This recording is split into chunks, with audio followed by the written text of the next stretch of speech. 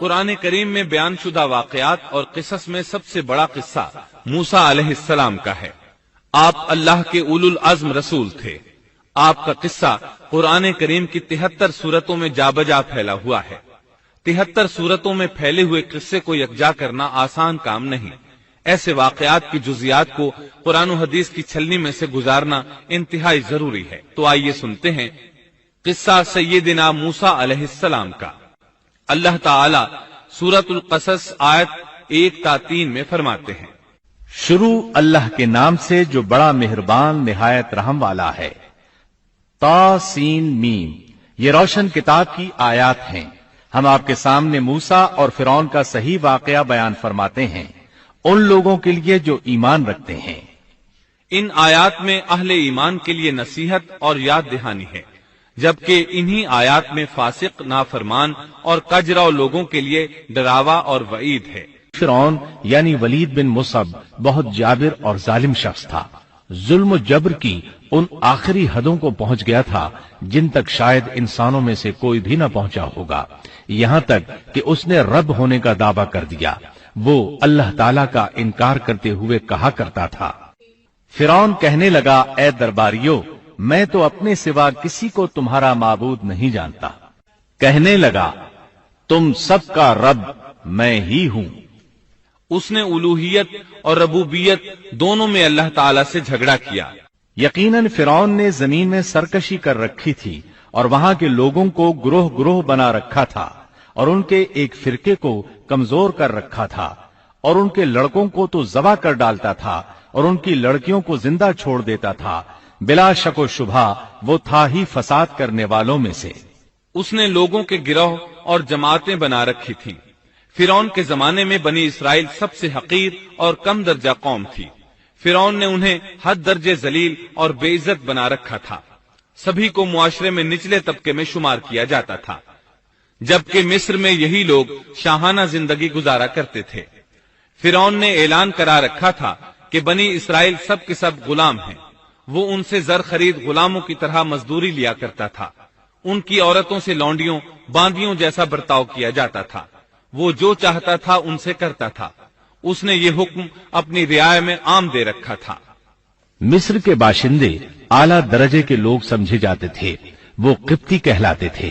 فرعون نے بنی اسرائیل کو غلام اور محکوم بنا رکھا تھا، اور اس نے ان میں سے ایک فرقے کو کمزور کر رکھا تھا۔ بنی اسرائیل اس ذلت سے نجات پانے کا انتظار کر رہے تھے، اور اس کی وجہ یہ تھی کہ انہیں ایک بشارت ملی ہوئی تھی۔ اس کے مطابق ان کا نظریہ تھا کہ فرعون کے گھر سے ایک بچہ نکلے گا جو انہیں نجات دلائے گا، اور یہ بھی بیان کیا جاتا ہے کہ یہ بشارت انہیں اس طرح ملی تھی کہ خود فرعون نے خواب دیکھا تھا کہ بیت المقدس سے آگ نکل کر مصر کی جانب بڑھتی چلی آ رہی ہے۔ وہ آگ مصر میں موجود تمام لوگوں کو جلائے ڈالتی ہے، مگر اس آگ سے بنی اسرائیل کے گھر محفوظ رہتے ہیں۔ فرعون نے اس خواب کی تعبیر کاہنوں سے پوچھی۔ وہ کاہن اس کے نزدیک عالم تھے۔ انہوں نے خواب کی تعبیر یہ بتائی کہ بنی اسرائیل میں ایک بچہ ایسا پیدا ہونے والا ہے جس کی وجہ سے مصریوں کی ہلاکت ہوگی۔ یہ تعبیر سن کر فرعون ڈر گیا۔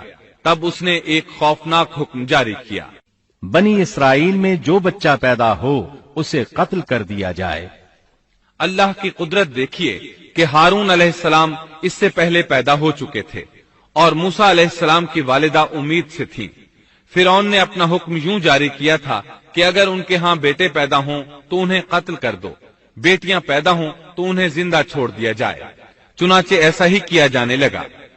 ہر نو مولود بچے کو قتل کیا جانے لگا، بچیوں کو چھوڑ دیا جاتا۔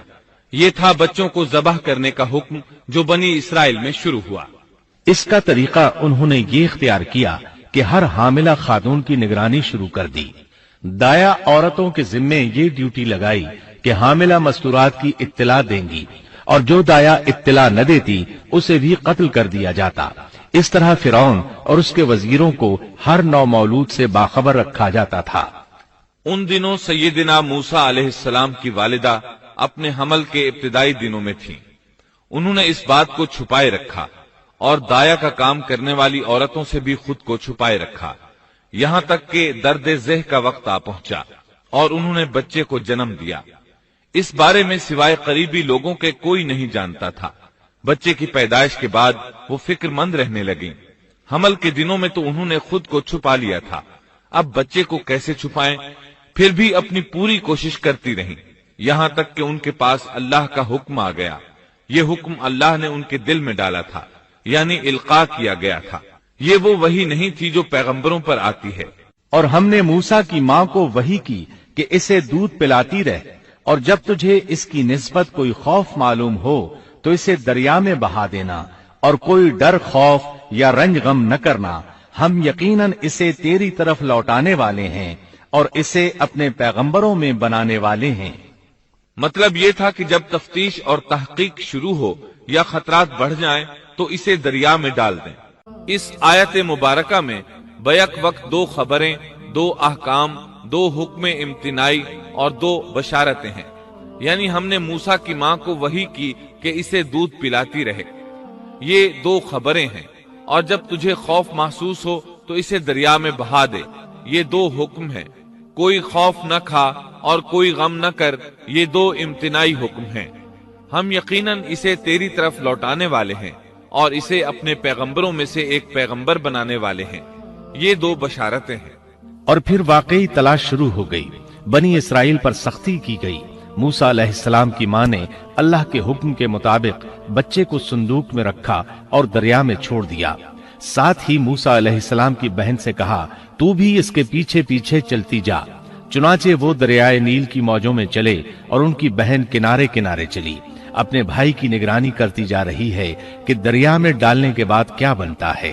अल्लाह ताला सूरतुल कसस आयत 11 में फरमाते हैं, मूसा की वालिदा ने उनकी बहन से कहा, तू इसके पीछे पीछे जा। तो वो उसे दूर से देखती रही और फिरौनियों को इसका इल्म भी न हुआ। संदूक बहता हुआ फिरौन के महल्लात के करीब आन ठहरा। महल्लात दरियाए नील के किनारे थे। अल्लाह ताला सूरतुल कसस में फरमाते हैं, आखिर फिरौन के आदमियों ने संदूक उठा लिया। आखिरकार यही बच्चा उनका दुश्मन हुआ और उनके रंज का बायस बना। अब वो इसकी भलाई चाह रहे हैं, लेकिन वही फिरौनियों के लिए वबाल जान बनने वाला था। अल्लाह सूरतुल कसस आयत 8 में फरमाते हैं, कुछ शक नहीं कि फिरौन और हामान और उनके लश्कर थे ही खताकार। फिरौन की बीवी ने फौरन पहचान लिया कि ये बच्चा बनी इसराइल में से है। चुनाचे उसने कहा, और फिरौन की बीवी ने कहा, ये तो मेरी और तेरी आंखों की ठंडक है, इसे कत्ल न करो। बहुत मुमकिन है ये हमें कोई फायदा पहुंचाए या हम इसे अपना बेटा ही बना लें। और ये लोग शऊर ही नहीं रखते थे। मतलब ये कि इस पूरे मामले में अल्लाह ताला की तदबीर से उन्हें आगाही नहीं थी। इस पर फिरौन ने कहा, ये सिर्फ तेरी आंखों की ठंडक है, मेरी नहीं। मैं नहीं चाहता बनी इसराइल का कोई बच्चा मेरी निगरानी में पले, लिहाजा ये सिर्फ तेरी ही आंखों की ठंडक है। इब्ने अब्बास रजी अल्लाह अन्हुमा फरमाते हैं, अगर फिरौन ये बात कह देता कि ये मेरी भी आंखों की ठंडक है तो अल्लाह ताला उसे हिदायत दे देता, लेकिन उसने यूं कहा, ये सिर्फ तेरी आंखों की ठंडक है, मेरी नहीं। और फिर हुआ भी यही। मूसा अलैहिस्सलाम आसिया की आंखों की ठंडक बन गए, फिरौन की आंखों की ठंडक न बने। अल्लाह ताला सूरतुल कसस आयत 10 में फरमाते हैं, और मूसा की वालिदा का दिल बेकरार हो गया। यानी उसका दिल मूसा अलैहिस्सलाम की याद के अलावा दुनिया की हर चीज से खाली हो गया। माँ की मोहब्बत और माँ के दिल का हाल जरा देखिए। मुसीबत में उस पर क्या गुजरती है। वो मेहरबानी जो माँ के दिल में होती है, वो मोहब्बत जो सिर्फ उसी दिल का खासा है। हम मर्दों की जमात इस कैफियत को नहीं जानती जो मुसीबत के वक्त माँ के दिल पर गुजरती है। चुनाचे अल्लाह ताला फरमा रहे हैं, और मूसा की वालिदा का दिल बेकरार हो गया। यानी मूसा अलैहिस्सलाम की मोहब्बत के सिवा उस दिल में और कुछ न रहा। हर वो चीज जो उसे दुनिया में प्यारी थी, मूसा की मोहब्बत पर गालिब ना आ सकी। बस दिल में मूसा ही मूसा थे। अल्लाह ताला सूरतुल कसस आयत 10 में फरमाते हैं, करीब थी कि इस वाक़े को बिल्कुल जाहिर कर देती अगर हम उनके दिल को ढारस न दे देते। ये इसलिए कि वो यकीन करने वालों में रहे। अब देखिए अल्लाह ताला के काम। उनके नूरे चश्म को किस तरह उनकी तरफ वापस लौटाया। बच्चा जब महल में पहुंचा तो उसने दूध के लिए रोना शुरू कर दिया। اس کے پاس دودھ پلانے والیاں لائی گئیں، لیکن بچے نے کسی عورت کا دودھ نہ پیا۔ آخر وہ بچے کو اٹھا کر باہر لائے۔ اللہ آیت 12 میں فرماتے ہیں، اور ان کے پہنچنے سے پہلے ہم نے موسیٰ پر دائیوں کا دودھ حرام کر دیا تھا۔ جو عورت بھی آپ کو دودھ پلانے کی کوشش کرتی ناکام ہو جاتی۔ اب ظاہر ہے یہ رکاوٹ تو اللہ تعالیٰ کی طرف سے تھی، کوئی دودھ پلانے میں کامیاب ہو بھی کیسے سکتی تھی۔ ادھر موسیٰ علیہ السلام کی بہن دور کھڑی یہ سب دیکھ رہی تھی۔ سورۃ القصص آیت 12 میں ہے، یہ کہنے لگیں، کیا میں تمہیں ایسا گھرانہ نہ بتاؤں جو اس بچے کی تمہارے لیے پرورش کرے اور ہوں بھی وہ اس بچے کے خیر خواہ۔ انہوں نے پوچھا، اے بچی تو کیسے جانتی ہے کہ وہ اس بچے کی خیر خواہی کریں گی؟ بچی نے جواب دیا، اس لیے کہ وہ ایک غریب گھرانہ ہے۔ جب انہیں معلوم ہوگا کہ یہ بچہ فرعون کے گھر سے آیا ہے تو انہیں انعام و اکرام ملنے کی امید رہے گی۔ اس گھر میں ایک نیک سیرت خاتون ہے، وہ اس بچے کو بخوشی دودھ پلانا قبول کرے گی۔ انہوں نے کہا، چلو ٹھیک ہے۔ چنانچہ آپ کی بہن انہیں گھر لے آئی۔ والدہ محترمہ نے بچے کو دودھ پلایا تو آپ نے فوراً دودھ پینا شروع کر دیا۔ سیدہ آسیہ نے ان کی طرف پیغام بھیجا کہ وہ محل میں آ جائے اور جب تک بچہ دودھ پیتا رہے وہ اس کے پاس محل ہی میں رہے، لیکن موسیٰ علیہ السلام کی ماں نے انکار کر دیا۔ انہوں نے کہا، میرے اہل و عیال ہیں، میرے خاوند بھی ہیں، لہٰذا ان کے ہوتے ہوئے میں گھر نہیں چھوڑ سکتی۔ اب چونکہ بچے نے کسی اور کا دودھ پینا قبول نہیں کیا تھا، اس لیے وہ خود بچے کو لے کر آتے تھے۔ اس طرح موسیٰ علیہ السلام کی والدہ کا بے حد احترام ہونے لگا۔ فرعون کے ہر کارے تحفے تحائف ان کے گھر لانے لگے۔